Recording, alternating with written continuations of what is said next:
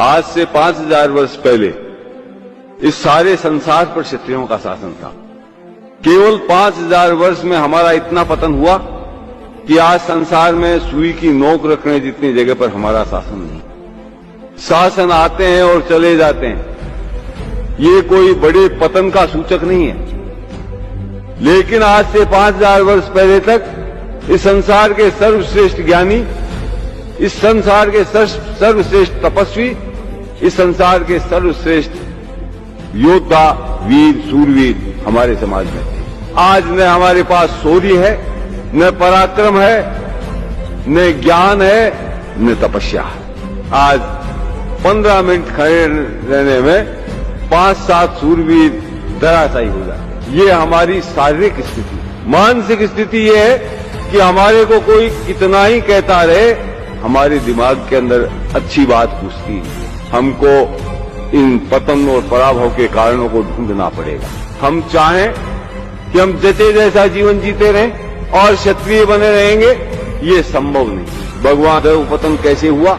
जब किसी भी समाज का पतन होता है तो सबसे पहले वो समाज अपने धर्म को भूलता है। स्वधर्म क्या है इसको पहचानने की कोशिश नहीं करता और पाखंडी धर्मों के चक्कर में फंस करके अपने स्वधर्म को तिलांजलि दे देता। तब उसके पास उत्थान का जो पहला साधन स्वधर्म है वो उसके हाथ से चला जाता है और धर्म के नाम पर पाखंड में वो ठगा जाता है, जिससे उसका न कोई सांसारिक क्षेत्र में उसको लाभ मिलता है, न आध्यात्मिक क्षेत्र में उसको कोई लाभ मिलता। वो अपने स्वधर्म से दूर भटक जाता है। उसके बाद वो समाज अपने इतिहास को भूलता है। आज विभिन्न क्षेत्रों में ऐसा कोई क्षेत्र नहीं जिसके अंदर हमारा महापुरुष पैदा नहीं हुआ हो और जिसने संसार भर में अपनी ख्याति नहीं पैदा की। वो रजनीश कहता था 10,000 रोज 10,000 मनुष्यों को, सैनिकों को रोज युद्ध में मारने वाला भीष्म पितामह भी क्षत्रिय समाज में पैदा हुआ और चींटी को भी मत मारो, ये अहिंसा का उपदेश करने वाला भी क्षत्रिय समाज में हुआ। चारों तरफ की ज्ञान की हमने पराकाष्ठाएं तोड़ दी, वीरता की हमने पराकाष्ठाएं तोड़ दी, तपस्या की हमने पराकाष्ठाएं तोड़ दी।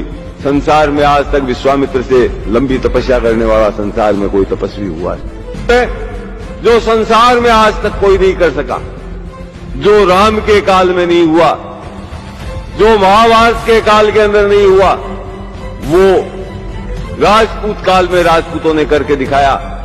माथा कटने के बाद लड़के दिखाए और माथा कटने के बाद 1-2 हाथ तलवार के चला दिए नहीं, कोसों तक बिना माथे के लड़ते हुए चले गए। लोगों का सिर यहां पड़ा है, धड़ मिला है 5 कोस दूर, धड़ मिला है 10 कोस दूर। आज दोनों जगह उनकी समाधियां बनी हुई हैं, दोनों जगह पूजे जाते हैं। जहां सर गिरा वहां भी समाधि बनी हुई है, वहां भी पूजा होती है। जहां धड़ गिरा वहां भी समाधि बनी हुई है, वहां भी पूजा होती है। ऐसा कोई क्षेत्र नहीं था जिसके अंदर हम सर्वश्रेष्ठ नहीं, और आज ऐसा कोई क्षेत्र नहीं है जिसके अंदर हम सबसे गए गुजरे नहीं। चाहे वो ज्ञान का क्षेत्र हो, चाहे वो वीरता का क्षेत्र हो, चाहे वो तपस्या का क्षेत्र हो, चाहे शारीरिक बल का क्षेत्र हो, चाहे बौद्धिक बल का क्षेत्र हो, चाहे मनोबल का क्षेत्र हो, चाहे आध्यात्मिक बल का क्षेत्र हो, हर क्षेत्र के अंदर हम पिछड़ते जा रहे हैं। उसका कारण अपने धर्म का और इतिहास का ज्ञान नहीं होना। इतिहास मरे हुए समाज को पुनर्जीवित करने की क्षमता रखता है। इतिहास निर्जीव शरीर में जीवन पैदा करता है। एक विदेशी पर्यटक भी रणथंभौर को देखने जाता है, एक विदर्भी भी रणथंभौर को देखने जाता है, एक दूसरे समाजों का रणथंभौर को देखने जाता है। वहां क्या देखता है? कितने ऊंचे पहाड़ पर ये बना है, इसकी दीवारें कितने सुरक्षित हैं, इसमें महल कैसे बने हुए हैं, ये देख के लोग जाते हैं। और हम भी आज उन पर्यटकों की तरह रणथंभौर, चित्तौड़ आदि किलों को देखते हैं। उसका कारण क्या है? इतिहास के ज्ञान का अभाव। हमारे अंदर वो चिंगारी नहीं फूंक सकते जो चिंगारी रणथंभौर के अंदर विद्यमान।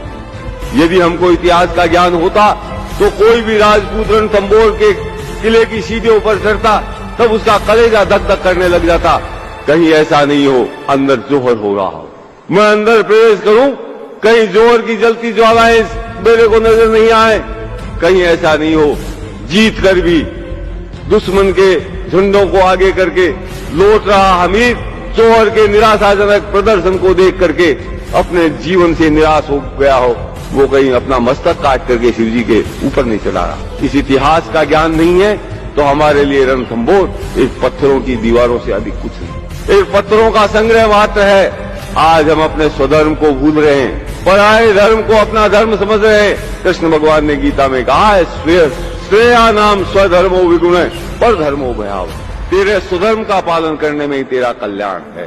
दूसरा धर्म भय को देने वाला, दूसरा धर्म तेरे को कायर बना देगा, तेरे को पलायनवादी बना देगा। फिर कृष्ण भगवान कहते हैं, दूसरे के धर्म का तू ठीक प्रकार से पालन कर ले तो भी तेरा कल्याण संभव नहीं, लेकिन अगर तेरे स्वधर्म का तू टूटा फूटा भी का पालन कर लेगा तो तेरा कल्याण। आज उस स्वधर्म को जानने और सीखने की चेष्टा हमारे समाज में नहीं। हम अपने स्वधर्म को अपनाने की चेष्टा नहीं करेंगे, हमारे अंदर जीवनी शक्ति नहीं आ सकती। जब तक अपने इतिहास का ज्ञान नहीं करेंगे, हमारे अंदर प्राण शक्ति का विकास नहीं हो सकता। और पराभव का अंतिम सोपान है संस्कार, सांस्कृतिक पराभव, अपनी संस्कृति को भूल जाना।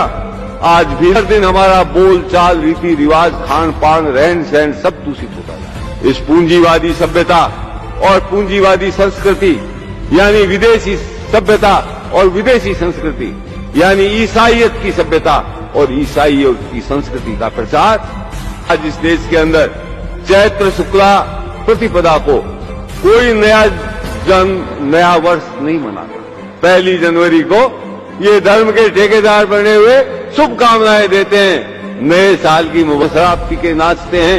शहरों में जाकर के देखो, ये सारे पी करके होटलों में नाचते हैं। और अपने स्वधर्म को सीखना पड़ेगा। सिखाएगा कौन? उपनिषदों में लिखा है, क्षत्रियों ने अपना ज्ञान कभी किसी को नहीं दिया, इसीलिए उन्होंने करोड़ों वर्ष तक इस सृष्टि पर शासन किया।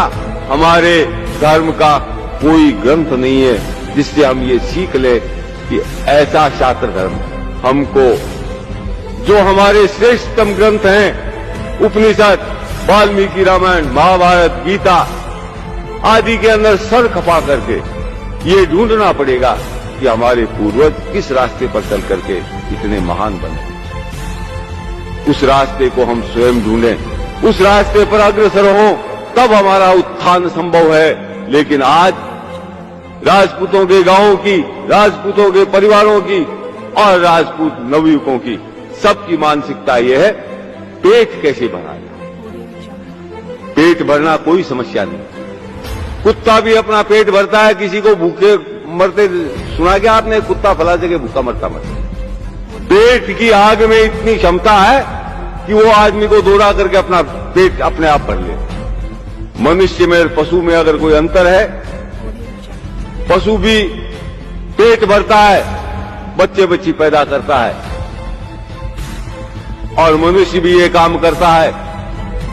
जब तक यहां तक मनुष्य सीमित है, पशु में उसमें कोई अंतर नहीं। मनुष्य की विशेषता उसके स्वधर्म का ज्ञान है। वो अपने स्वधर्म का ज्ञान अर्जित करके उसके रास्ते पर चलता है, सह उद्देश्य जीवन जीता है, अपने स्वधर्म का पालन करने के लिए जिंदा रहता है, तब वो मनुष्य है, तभी वो क्षत्रिय है। और आज एक भी राजपूत इस मार्ग पर चलने के लिए तैयार है। उनको ऐश चाहिए, उनको आराम चाहिए, उनको दूसरों की देखा देखी अपनी संस्कृति को तूली लगाना मंजूर है, लेकिन अपने धर्म, इतिहास और संस्कृति को रक्षा के लिए प्रयत्न करना मंजूर है। आज हमने धर्म खो चुके हैं, इतिहास को हमने गंवा दिया है। झूठे इतिहास को हम पढ़ करके हमारा इतिहास मान रहे हैं, अपने मुंह से अपने महापुरुषों को कलंकित कर रहे हैं। और अब आजादी के बाद हमने अपना जनाजा निकालने की तैयारी कर ली। आजादी के बाद हमारा जितना सांस्कृतिक पतन हुआ है, उतना पिछले 5000 वर्ष में, जितना पतन हमने पिछले 50 वर्ष में। इस पतन के बाद हम राजपूत नहीं रहेंगे, हम क्षत्रिय नहीं रहेंगे, इस बात को आपको स्वीकार करना चाहिए। और नहीं स्वीकार करेंगे तो भी आप राजपूत नहीं हैं। स्वीकार करेंगे तो प्रयत्न करेंगे क्षत्रिय बने रहने के लिए, राजपूत बने रहने के लिए, और तब हो सकता है हमारा ये डूबता हुआ समाज डूबने से बच जाए।